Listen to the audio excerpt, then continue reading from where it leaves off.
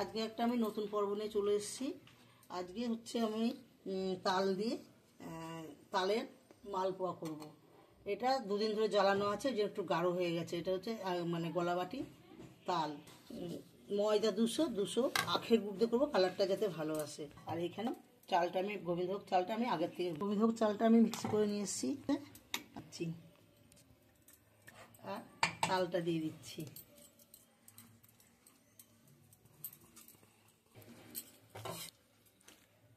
আমি একটু দুধ দিয়ে দিচ্ছি 10-15 মিনিটের জন্য আর কি। পরে ওই 15 মিনিটের মতন চাপা দিয়ে রাখবো। পরে আমি মালপোয়াটা ফিরে আসবো। 15 মিনিট হয়ে গেছে। 15 মিনিট পরে আমি চাপাটা খুলছি। কিন্তু আমি স্বাদ মতন এই হাফ চামচি মতন একটু বেকিং পাউডার। আচ্ছা, দেখি কড়াইটা আমি গ্যাসটা আগের থেকেই যাচ্ছি। কড়াইটা আমি তেলটা ঢেলে দিচ্ছি।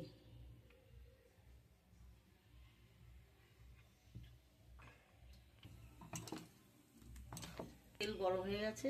প্রথমে একটা আমি ছেড়ে দিচ্ছি।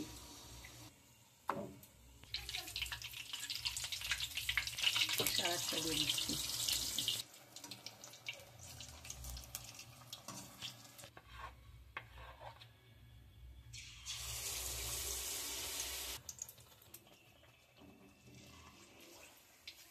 এটা একটু হবে।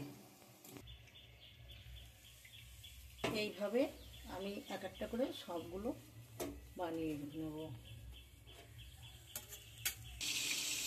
এক একটা করে সবগুলো ভেজে দেখানো ছিল।